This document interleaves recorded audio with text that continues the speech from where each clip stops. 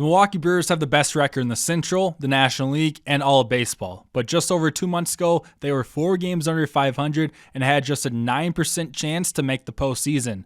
So how did we get here?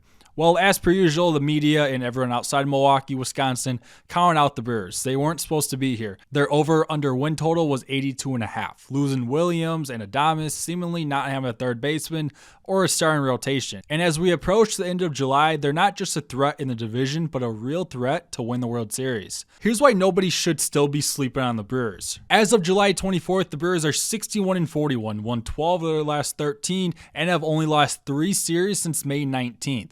Oh yeah, and they also have the best record in baseball. That's not a hot stretch, that's just sustained excellence. They've been over 500 every month, not counting the 4 games in March. They've gone 6-0 to sweep the season series against the Dodgers, a nutshell of what they've done to teams above 500. They're making the extra plays to win the close games. They've won against their division. None of this is a fluke. They're 20 games over 500. At this point in the season, that's not a surprise team, that's a real contender. Early in the season, the Brewers could barely field a rotation. Now they have 11 to 12 MLB caliber starters, something we talked about more in depth before. Freddie Peralta's having a career year, a sub-3 ERA, elite strikeout numbers, and he's handling the pressure of being a veteran, quote unquote, in a young rotation. Priester has been great ever since his blow-up start against the Cubs in early May. Jose Quintana has done exactly what it was advertised, but 2 of the bigger names are 2 of the biggest question marks.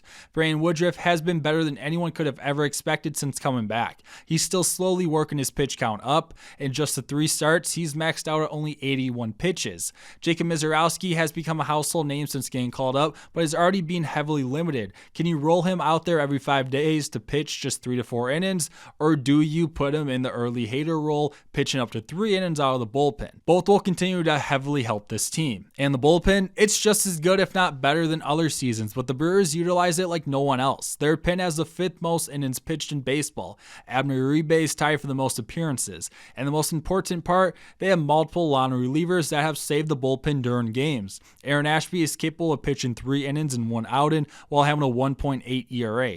We like to talk about underrated players, and there's a lot of candidates on this year's team, but DL Hall is coming close to taking that title. Completely forgotten about after a failed first season in Milwaukee, but has answered every role that Murphy has put him in this year. As long as Trevor Miguel keeps being the closer he is and doesn't have to come in to a winner-go-home game up 2, we should be okay with him too. Now, the pitching isn't being questioned too much. The offense, on the other hand, is the one that opposing fans are doubting, which is odd because since May 18th, the Brewers offense has combined for the 3rd most offensive F4, a 113 WRC+, the 2nd highest on base percentage, 3rd most stolen bases, and the 3rd highest amount of runs scored.